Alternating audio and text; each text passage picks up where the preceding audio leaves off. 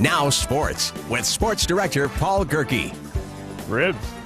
I had ribs for lunch. That's why I'm doing this. Oh, hello there. The Associated Press released its preseason basketball poll today. Boise State isn't on it.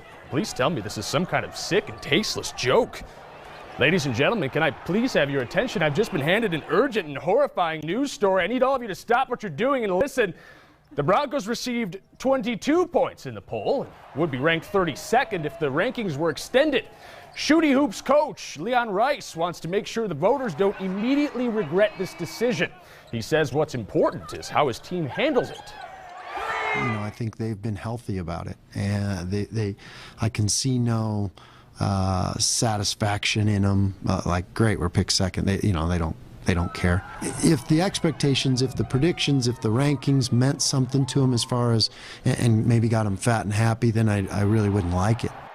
So here's the AP Top 10. I believe the parentheses denote the number of players on each team. That's no wonder Kentucky is so good. Broncos, who are a great and compelling and rich story, will visit the top-ranked Wildcats December 10th. BSU will play its first and only exhibition game tomorrow. In other sports news, Boise State will be looking to grab Colorado State by the horns on Saturday. But those Rams are tough, just like the new Dodge Durango. With a 360 horsepower Hemi V8 and 7,400 pounds of towing capacity, the Dodge Durango is, this is video of football. I'm in a glass case of emotion. Colorado State won only 4 games last year, and Jim McElwain's first as head coach, silly rookie. The Rams have already equaled that total this year. 2-1 in the Mountain West, right behind, you know it, Boise State. Chris Peterson, who is very important, has many leather-bound books, and whose apartment surely smells of rich mahogany, said he expected McElwain to be successful. A very important sports anchor with whom I am friends talked to Jim in July about turning the program around. I don't really put it on wins and losses, although that's how everybody's graded. I get it. But I have already seen growth in the understanding of what it takes to work every single day. You take a look at what Boise has done and the way that they have held that standard. That's really a credit to everybody, not only the coaches, but everybody involved in the organization. Idaho's ice hockey team will have a new half-robot, half-man guarding the goal, Garrett Bartis. Bartis is UConn's all-time saves leader. Don't act like you're not impressed. Josh Robinson still on AHL assignment in Texas. Hopefully the Stars don't take him out to a nice seafood dinner and then never call him again. Pat Nagel will get the start in tomorrow's home game against Ontario. Paul Gerke will have highlights on the news. The Capital High School football team has a chance to be perfect tonight, just like Don Nelson's finely coiffed hair. The 9-0 Eagles will take on Eagle at Donald Larson Park. 2 Eagles, that can't be right. Who wrote this? Capital has already punched first place ticket in the 5A SIC. Maybe it's pronounced sick. The 5A sick. Eagle currently 4th, but can climb to 3rd with a win tonight and a Mountain View loss tomorrow. I still got ribs in my teeth. Wow.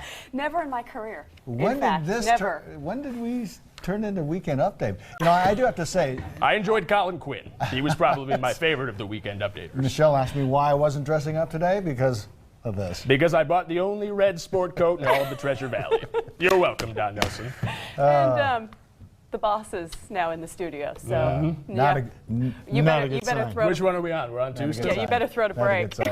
Good night, Boise. Here's a live look at Boise from the Ford Dealers Tower Cam. Built Ford Tough. The weather expert, meteorologist Scott Dorval, back with a final look at the On Your Side forecast.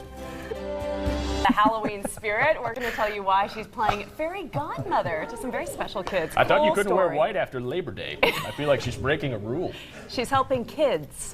Oh. Yes. Then it's okay. Fairy god. That story and much more coming up on today's 6 on Your Side at 10 o'clock. I've got my costume. I'm the angel of the group. You're a rioter. You flipping over cars last night, Scott? Yeah, not me. I saw the Red Sox tie again. I hope you washed it the second time you wore it this week. Not calling you out or anything. I feel like we've all got extensive wardrobe budgets. Might as well use it. What's that? Hey, how about that extended forecast there, Ron? He's so good at it. Friday, 58 and nice. Saturday's got a slight chance of Brezzy, I believe it's spelled. Sunday, flurries from Dairy Queen. I like what you did there, Scott. You planned my menu out for me. Monday and Tuesday, cloudy, yucky. Wednesday, Thursday, 30% chance of those days happening. Watch out for the apocalypse. Something Something like Well This is why I done. do sports. How much time do we have? Feels like it's going on pretty long. Apparently too much time. I got a C. The floor crew out of Mesa gave me a C. C seconds. I only got through Algebra 2. I'm not really sure about calculus. You got through Algebra 2. Well, that's good. Do you like the 6 here?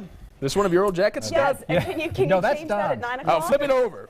Flip it over and put some tape I on. think I wore that to the high school I feel like prom. you should probably put me on camera one. No? I'd like to be alone. Thanks for joining us tonight. Today's 6 on your side. You stay classy, Boise.